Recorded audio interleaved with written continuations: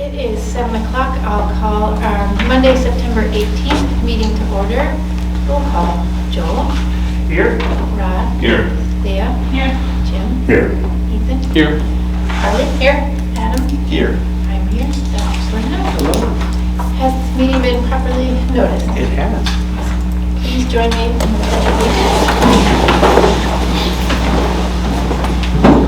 Pledge allegiance to the flag of the United States of America and to the republic for which it stands, one nation, under God, indivisible, with liberty and justice for all. Someone like to read the mission statement? I can read it. Thank you, Joel. Mount Horeb Area School District, in partnership with the community, is dedicated to nurturing, educating, and challenging all students, preparing and empowering them to be productive, responsible, and self-fulfilled members of society. Thank you. Number 2, approval of the agenda. Oh, and actually, I'm going to stop right there because we want to move 7A, our request to travel to New York, the band trip, up to school news if possible. So approval with that revision. So moved. Second.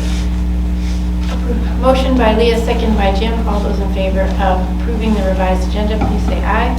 Aye. Anyone opposed? 2B, approval of our September 5th board regular meeting minutes.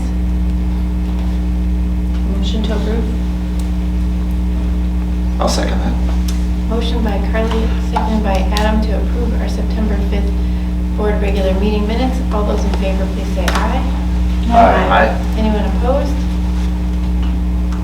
Number 3, addressing the board. School news. Ethan, would you like to start? Yeah, so I have a couple things for us tonight. Boys soccer is playing versus McFarland tomorrow and at Monona Grove on Thursday. And girls swimming also has a meet at McFarland tomorrow.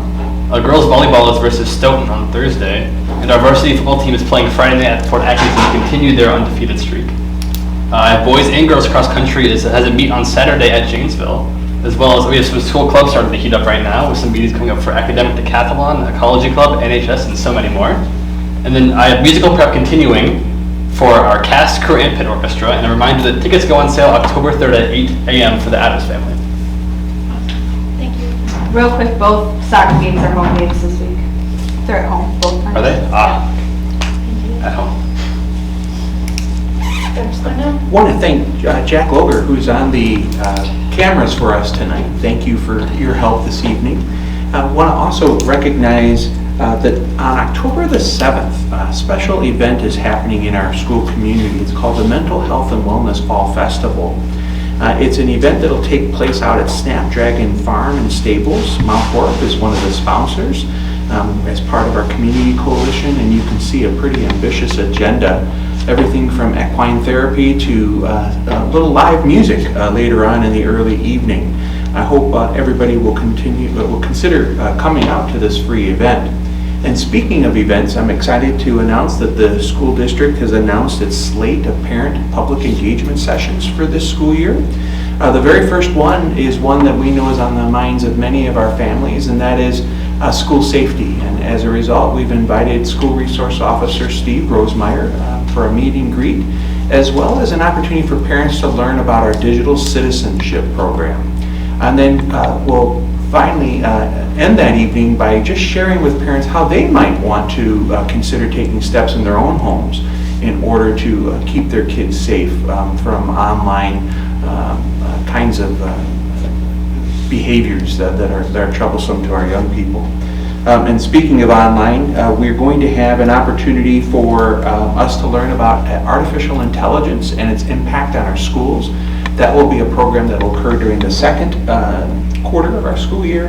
We'll also continue our focus on equity and inclusionary activities, and then finally have our grading and assessment task force report out to the community about their work and talk about some pilot work that will occur during the 24-25 school year. So we think a really ambitious schedule, but another way for us just to continue to welcome our families into their schools. We're really excited about these offerings. Thank you. Any board members have any school news to share? Leah? October 6th is the PTO costume ball that will be at the IC. It's very cute, and everyone should come. Anyone else? My wife reminded me that the FFA open house, the steak feed is next Monday night from 5 to 7. Anyone else? Otherwise, I'll share quickly that as the high school liaison, I visited school last Friday. I had a nice conversation with Principal Lundquist. He said that the year has been off to a great start, that they haven't had any issues or trouble or pushback with the phone policy, that's going really smoothly. He said that they had, there was the district-wide in-service, but then there was also school-specific ones, and he said that their teachers were really appreciative that that teacher clarity piece is continuing on and that there's just one focus, and there was an appreciation for that. Any of you who have high school students saw a bit of this in Principal Lundquist's newsletter last Friday, but that career pathways and showing students the different options is really one of his goals for the year, to really help students make connections well beyond what we might think of as traditional career pathways for our CT students, but for all the different academic areas as well. And that's all that I have. So turn it over to Mr. Dorner. Do you want to come up and? Yes. Good evening. I don't know, where's the official hot seat, is it? Hey, we're just right here, it's perfect. Right here. All right, well, thank you. So you all have some paperwork regarding our proposed trip to New York City. We've typically taken trips every roughly 2 years. Obviously with COVID, things kind of took a turn. Our big London trip that we had a couple of years ago got canceled. And so while we'd ultimately like to get back to something like that, we thought a New York trip, which has kind of been a staple for us over the last 20 years, would be a good way to start. So the itinerary is here. We basically leave a couple days after school gets done, get back about a week later, and it's just got a lot of different things, everything from kind of fun kid stuff to some Broadway musicals to some historical stuff to some stuff where they can just kind of be by themselves with friends and explore Chinatown, see Central Park, stuff like that. So that's the itinerary, and that's really about it. I'm here to answer any questions if you have them. What is the cost for I saw like a chart in there that I didn't quite. Yeah, so the way it all works is a bus, that seats 55 people, costs the same amount of money whether it's got 2 people on it or it's got 55 people. So the cost breakdown is all depending on the amount of people that you have. If you have 56 people, then that costs 2 buses. Therefore, it's more expensive than if you had 54 people on one bus. It all kind of depends on the number. Once you get past a certain point, the cost starts to even out, because at that point, the bus doesn't really factor into it as much as all the tickets that you have for everything, all the hotel blocks and things like that. So you can see the cost breakdown. It says pricing does not include Broadway tickets. My guess is we wouldn't buy our own tickets. We would have them purchase them in a block for us, so we can sit together as opposed to kind of a piecemeal thing. We would probably also do like a quad occupancy. So if you look under where it says 85 to 94 passengers under the quad, 1629, 1559, 1525, somewhere in that ballpark. Typically, Quad mean there's like 4 kids to a room. Okay. 4 kids, 2 chaperones. And then we always try to work it out where the chaperones who would go would not pay more for 2 people in a room than a student. So it's all averaged out so that everybody basically pays the same price. 100 plus passengers, I think last time we went to New York, we had 3 solid buses, 160 people go, so, this is the best guess estimate as opposed to like a fixed cost at this point, but it's pretty close to a ballpark. Will they do any fundraising? Yeah, so we have one in the works. We haven't fundraised in a couple of years either, just with all that stuff. So we have one in the works. We have our traditional cheesecake sale that we'll do. Me, Matt, and John, the high school music teachers, have been looking to just kind of get our old stuff back and then add a few new ones. I know I've also been talking with Pam and Ellen to make sure we're not, we have a lot of the same clientele, same kids, making sure we're not stepping on some toes. So we'll do our cheesecake thing, which typically kicks off and you kind of get your cheesecakes delivered by Thanksgiving. We'll do our spring fruit sale, a couple of little things here and there. At our Music Boosters meeting last Wednesday, we also talked a lot about fundraisers that they can maybe not support directly as a Music Boosters, but they're obviously very involved music parents, so they have some ideas of what we can do too. But it's all kind of, the Wild West at this point because we haven't done it in so long. And the last time we did it was for London, which is a whole different it's not individual kids at that point, it's as much as like trying to get us overseas. So, yes, and, it's a little up in the air. We have a couple for sure's. And this trip is for June of '24. Yeah, basically 2 days after school gets out. Yep. My daughter went when it was the New Orleans Memphis trip. It was fantastic. Yeah, it's always fun. Any I did other not go on that questions? one. I had a quick question for you. Yes. I see that on here the only two, I guess the two music stops are 2 Broadway shows. Are there going to be any opportunities for students to do other music-related activities in New York, or are this kind of? Yes, there it is. So like in the kind of nitty-gritty of some of those details with the days, there's a lot of times where you could get out on your own and see a few things, and they book those kind of free periods out there.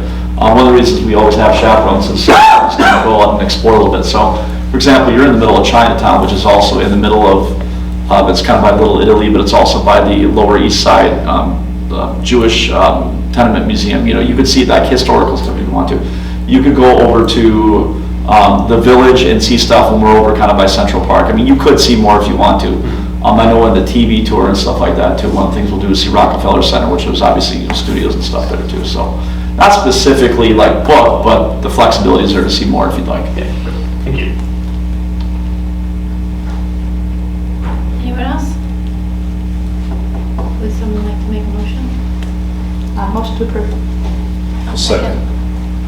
Motion by Leah, seconded by Jim to approve the band's trip to New York in the spring of June of 2024. All those in favor, please say aye.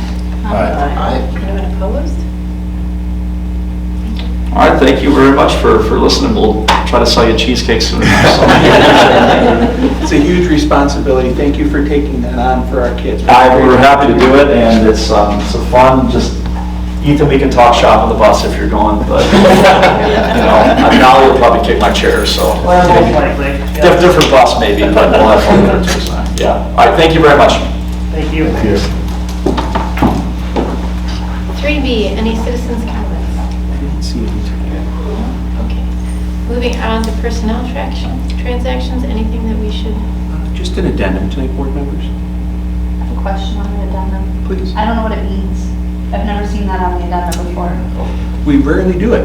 That's why I've never You seen may it. know that we have, if you're referring to Mr. Shea. Yes. Mr. Shea is helping us out tremendously. You may recall that we lost a physics teacher in the beginning of the school year, and as a result, we've been pivoting in order to provide our kids every opportunity to experience the class load that would have been covered by the physics teacher. We've moved to an online program for our physics program, but we also had an extra section of biology, and Mr. Shea has graciously agreed to take that on in lieu of a preparation time. So we're grateful to him for his willingness to do that, but we also want to make certain that he's remunerated for his good work.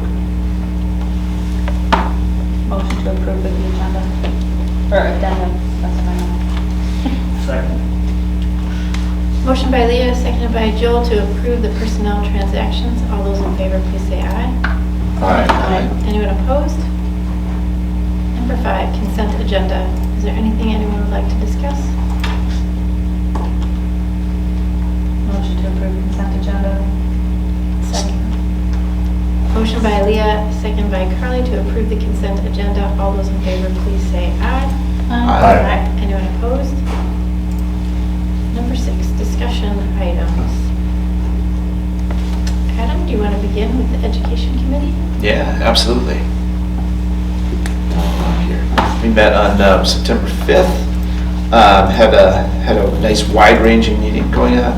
We talked a little bit about the physics situation and making sure that our students have an opportunity for success there despite that late departure of the student, and have some really good support systems in place. And what was interesting to me out of that was that the numbers stayed static. Like people stayed in the class. I think they're remembering right, 2 dropped and 2 added. So the fact that people were willing to go ahead with this was awesome. And we're still taking care of the kids who want to be involved. The equity work, as we just heard again in our meeting right before this, the SAW meeting, just talking about Nehemiah, kind of pivoting a little bit here where Nehemiah had led sessions historically and our staff had supported. This this year, staff is going to be leading sessions, administrative staff is going to be leading sessions with Nehemiah's support. So that's a big change. Now we're doing it here. So credit to them for taking that on. We had a lot of responsive practices training, and the next day actually occurred recently on the 14th as well. Trying to just provide a little bit more experience in terms of restorative techniques to address student behaviors, and excited about that. There was a cool policy that we had discussed that we'll be seeing at some point, the issuance of diplomas to veterans who left school to join the military. This is brought up as something that maybe have been an oversight, and we just want to make sure we're extending the opportunity for those who were in that situation for relatives or whatnot. And this, if I didn't say it, it's posthumously awarding a diploma to someone who had left school for military service.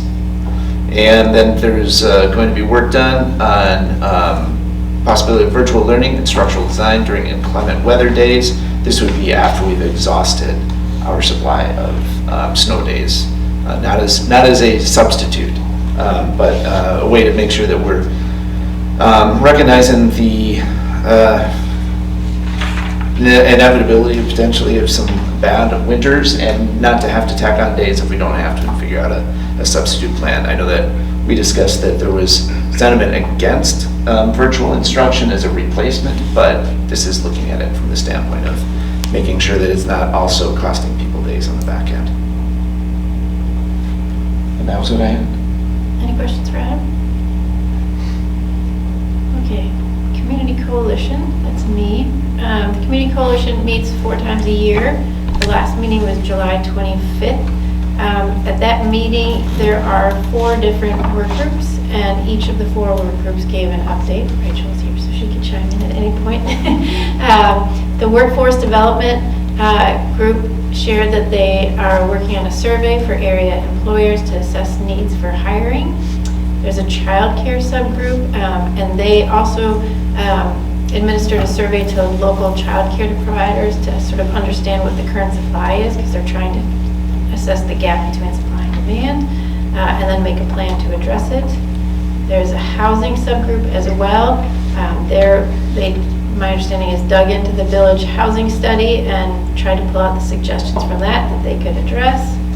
And then the final subgroup is business recruitment, and they are also going over previous business recruitment strategies and trying to figure out how to build a plan based on those. And as I said, we meet quarterly, and the next meeting will be in October 24th. October 24th. So that's the update there. And then the next one, I believe, is Joel, Village of Mount Horeb. Yeah, so the meeting was on September 6th.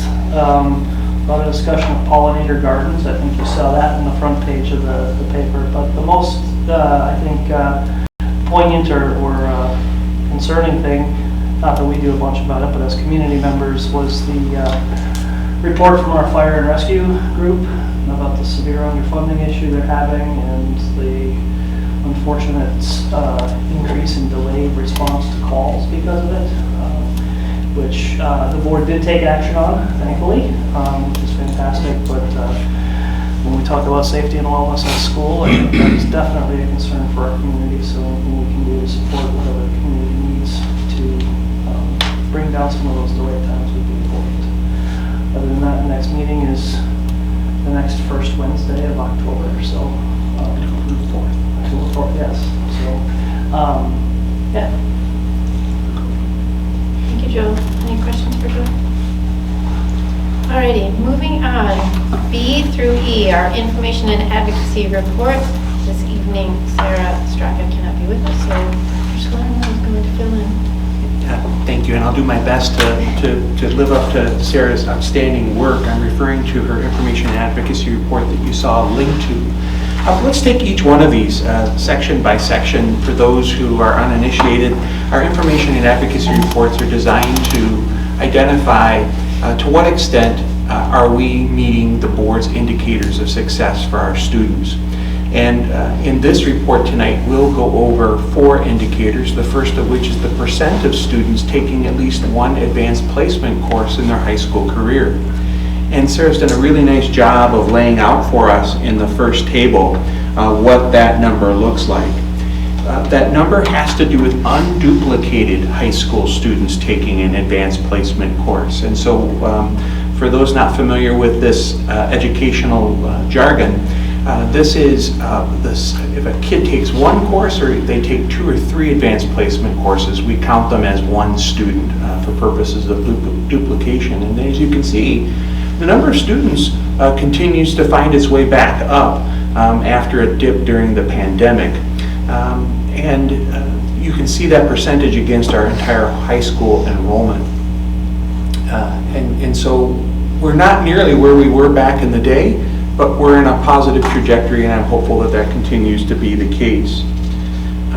As we scroll into then the next section, which is the percent of students who take an AP test, merely because you participate in the class doesn't mean that you're going to sit for the exam.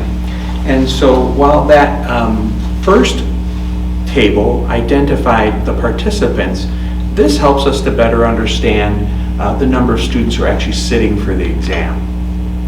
We continue to see more students sitting for the exam than in past years, and I think that's a testament to the outstanding efforts of our staff, encouraging our students, listen, you've gone through all this work, why not just take the test?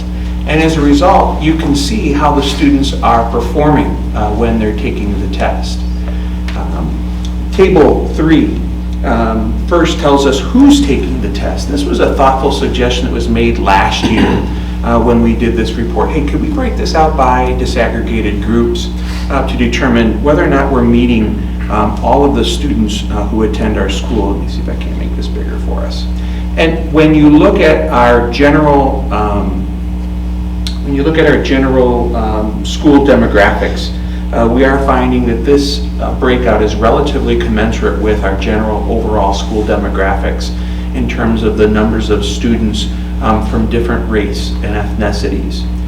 Fascinating to me continues to be the number of female students who continue to seek this more rigorous course process than do our male students. And I would welcome every opportunity for our student services team when they're visiting with students, particularly our male students, on their course guide or their course selection process, their 4-year educational plan, to really encourage students to think about this as being a pathway for them. It's a helpful pathway for them. When they take the test, well, now here we're continuing to see some really great results. The score, it ranges from 1 to 5, 5 being high, and what AP indicates is that in order to demonstrate mastery of some sort or to have passed, the score must be at least a 3.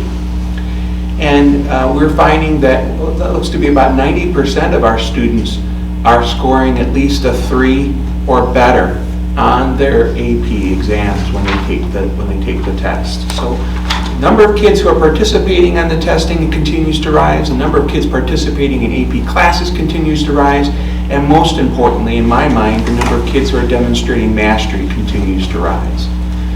This chart here, though, gives me some pause.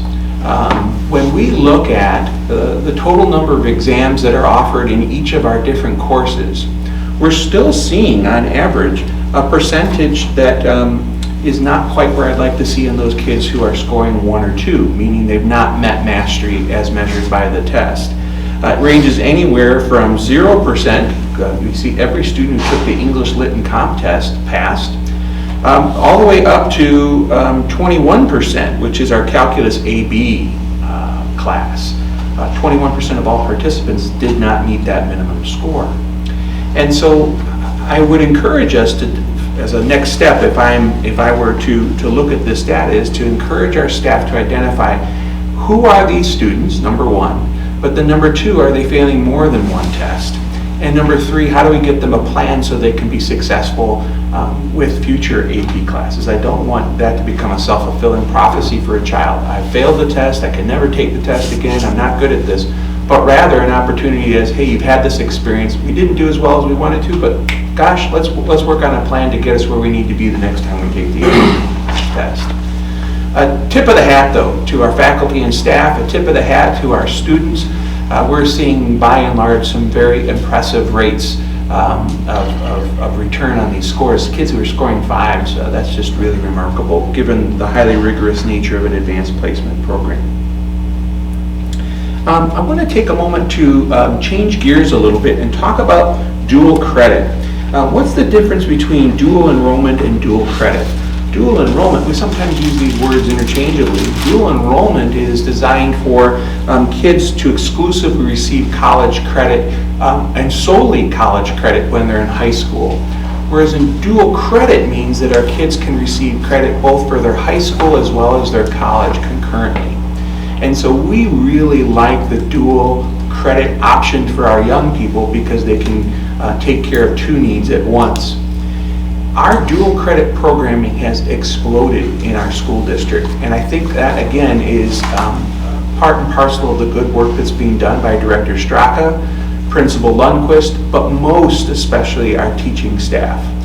Because in order for you to teach a dual credit class in our schools, our teachers must become credentialed as if to teach those courses at the technical college level. The technical college, rightfully so, holds a high standard, a high rigor, a high output in terms of the same tests, same curriculum, same scope and sequence, and our teachers are working during the summers to meet that standard so that in turn we can offer a wide variety of programs. I think by last count here, I think this was 9 different classes that we offer either through Madison Technical College or through Blackhawk Technical College through Janesville. Director Straka shared this link with us, and I thought you might get a kick out of it. We offer 9 classes in sleepy little Mount Horeb, but yet here's what some of our bigger area school districts are doing in the Madison region. Not to take anything away from their good work, but I think we tie Middleton Cross Plains as a school district that has the most number of course offerings for our young people. So I'm real proud of what's happening in this effort. This is a purposeful, planned effort on the part of our high school. And here again, I think there is some opportunity for us as we look at that bottom line in Mrs. Straka's report, where it talks about the total percent of students, the total number of students who are participating in dual credit. We're seeing that number begin to wane. Now, 1 year does not make a trend, but we certainly want to make certain that we're watching that. And I think this is another opportunity for us when we sit down and talk about our 4-year plan of study with our students and their families as they enter freshman year, to coach them and let them know that this is not an either-or proposition. You can take advanced placement and you can take dual credit programming. Why not have the school district pay for that so that you don't have to pay for that credit? And I love this report here from our friends at Madison College. They've indicated that over 1,341 college credits have been earned by our students in Mount Horeb alone, saving our families almost $250,000. So this is a success story just in the past 5 years, and every opportunity we can to give kids a chance to explore outside what's happening in the work world, I think meets the goal that we've established through the Community Coalition and our own internal metrics for our Board of Education strategic plan. With that, I'll attempt to answer questions. I might have to defer if need be, but please feel free to share your thoughts with me, reflections. Please. Question. Back on table 4. Yes. What I would love to see there is how many kids, so we have how many total exams, but how many kids were enrolled in the class. So we know that 12 people took biology, but how many were, so we have that number up above, but there's no way to correlate the two. Sure. I'm just curious if there's there's 50 kids and only 12 took the exam, that would be another data point that would be interesting to see. Happy to do that. We'll put that in the next iteration of the report. I know this is always changing, which I love. We're always getting more every year. There's another chart for us. We should be, though. Yes, We should be. to get better at it. Which Yep. is fantastic. And also, if there's a way, I don't know if we want to do this or not, but why don't students take the test? Because like my daughter took environmental science, but she didn't take the test. She was like, I'm going to art school. She was like, I'm taking this because I find it really interesting. You know, and she told the teacher that. She sent him an email. She was like, just so you know, I'm taking this class, but I'm not going to take the test. Well, it's not So, cheap.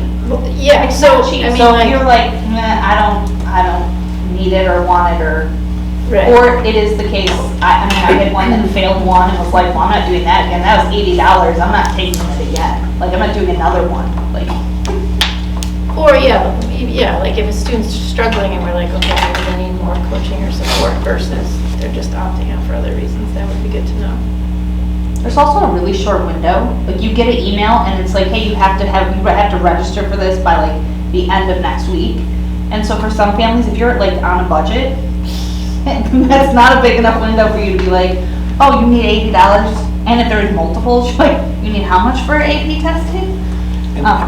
Please allow me to interject. If ever a family is listening in on this and they wonder about that, don't ever let that stop you from allowing your child to participate. We'll find a way. We've got a number of really generous people in our community that can help us help the family. So let that not be a concern. So I think a recap, Steve, would just be give reasons, survey these students on reasons why they're not taking the test. You know, whether it's I don't need it or financially I can't afford it. I think that'd be very helpful. Happy to do that. Or some reason that we haven't even, like, something just totally,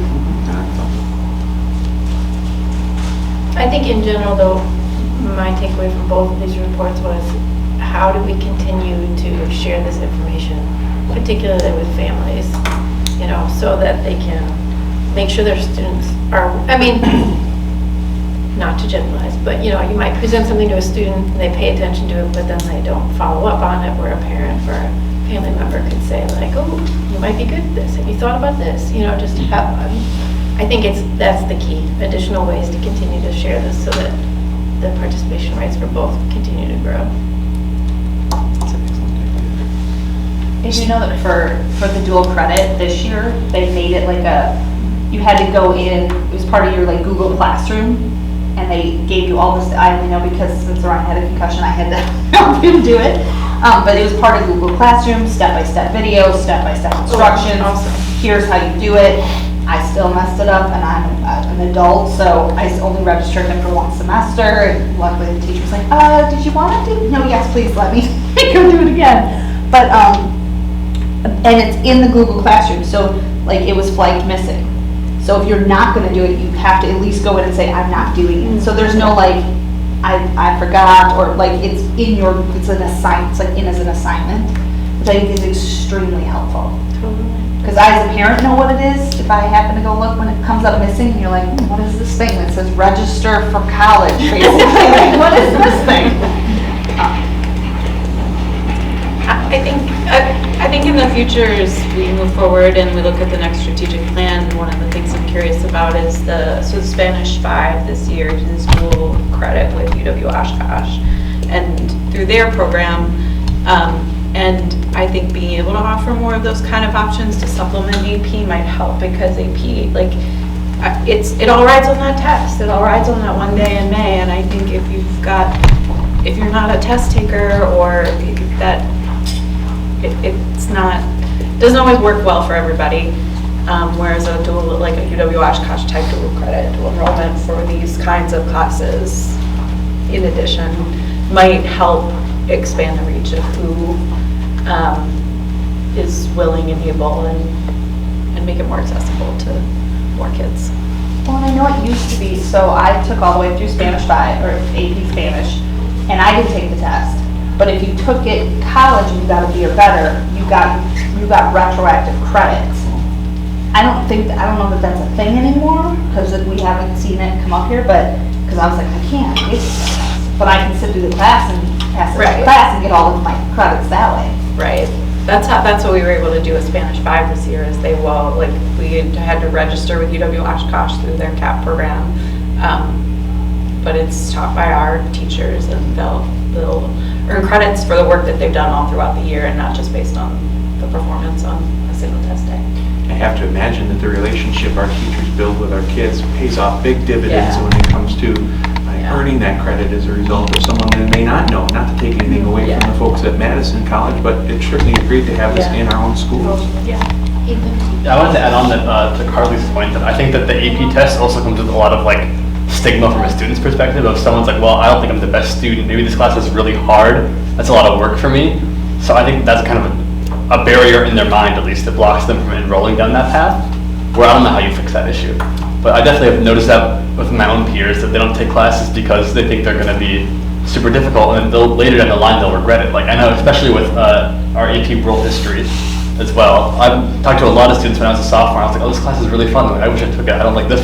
I probably should have done the AP class, but I was too afraid it's going to be difficult. And then they later down the line enrolled those AP classes, but they start off with that barrier initially, and it's the first couple of year or two, they get a slow start on that. So Steve, can you kind of elaborate, and you somewhat did already, but all these classes don't happen by accident on your junior year. You know, there's preparation going into all this. When do we start that process, talking to the students, talking to the parents, going down the right path to take the dual credit, to take the AP, to be prepared to take it? Great question. What we try to do is we develop a 4-year plan of study with each student as they come into the high school. So we actually begin the conversation as early as 8th grade when our students articulate up into the high school. But when we actually sit down and work shoulder to shoulder with the student and the parent and begin to think about, okay, you know, what is a potential career pathway you're interested in? Did you know that if you're interested in environment, we can offer you animal science and livestock management, we can offer you plant science and crop science, and you get credit for that when you go to school? Here's what you need to do in order to get to that point when you're in your junior year. So you need to get these prerequisites knocked out in freshman year, sophomore year, so that you can be better prepared. And to talk up the student a little bit, remind the student that, you know, the only barrier is in our minds, right? To Ethan's very thoughtful point, I think sometimes it is a self-fulfilling prophecy, and we need to be able to say to kids, what's the worst that could happen? You know, so you take the class, you don't take the test, all right, but at least you're getting the content and you're being better prepared for the rigor that's associated with collegiate preparation. I thank you for asking the question, because we do need to continue to voice that. That's part of what I think I heard Jessica say in her thoughtful comments tonight, is that Cody Lundquist has taken the bull by the horn and letting families know through his update. Sooner the better. That's my point. Let's make sure we're getting at those families sooner so there are no regrets, like Ethan was saying. Yeah, I like the idea of marketing from former students' perspective or the older students' perspective, you know, a little bit along the lines of what Ethan was saying, but even folks who have gone on to college, if there's any way that you can, you know, tell their stories. Yeah. I mean, it means a lot more, I know, to kids when they see other kids having done it rather than an adult telling them what's going on. Well, I know a lot of teachers like to incorporate that in like their syllabuses, but that is obviously giving the students what once they're already in the class. Whereas if you could somehow push that to the students looking to enroll when come January, December, that range of time, that could be helpful. I think there's also a concern too, is you're gonna take the AP class. If you don't do well, your GPA goes down. So I think that is also, like, it's not always just about the test. Your GPA is, if you get a C in an AP class, it's still a C that's still gonna bring you. Unless we weight it in some capacity, that's just what it is, so. All goes back to that, I think, that feedback we received from our community recently about rigor in our schools. And I see these as rigorous pathways, and we just need to encourage kids to accept these as opportunities when they're free, right? I mean, $222,000 in credit, that's just wonderful.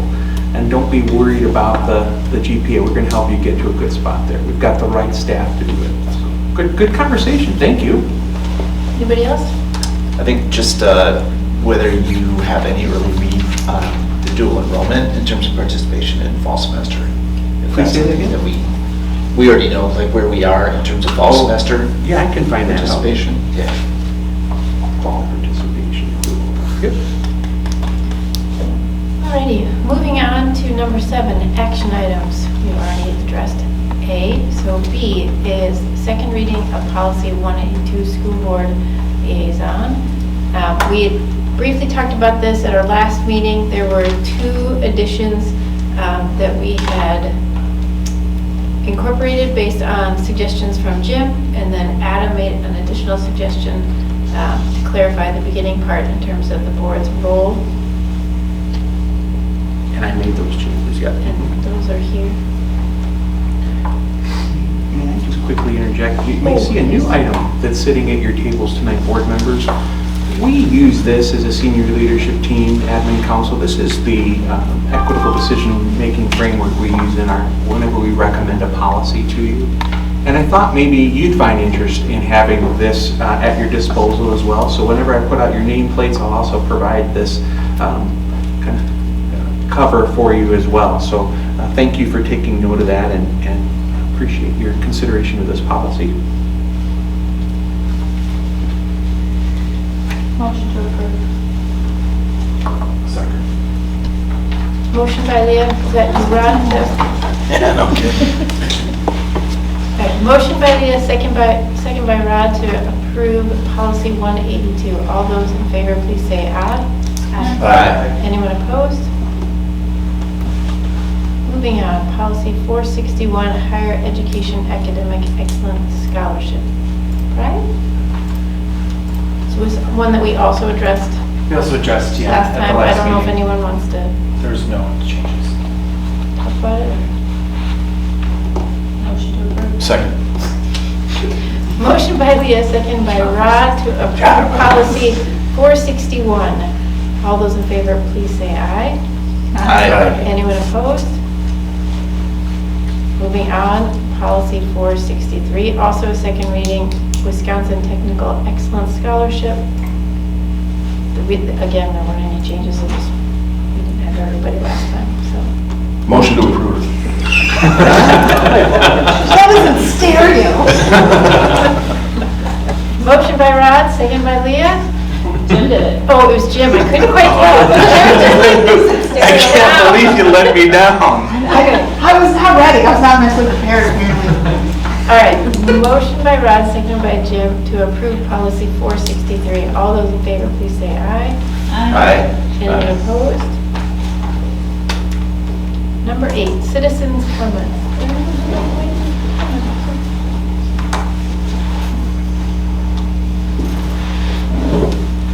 Okay, moving on. Number 9, future agenda items. If there's anything that you would like to discuss, please let me or Dr. Salerno know.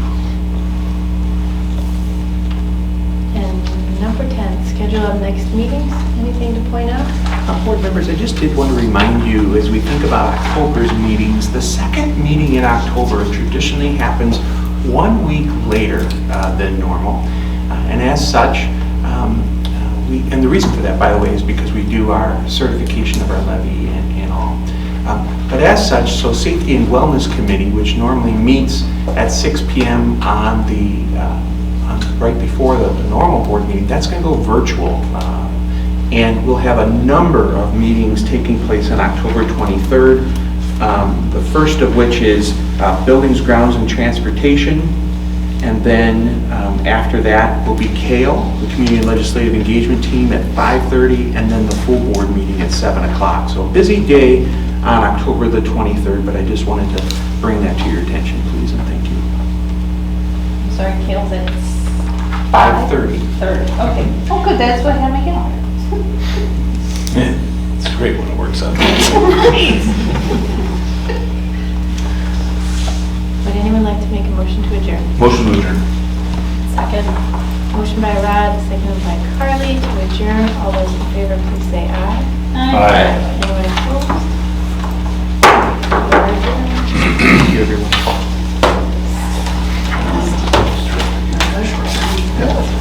Well, all of our I know it policies is. were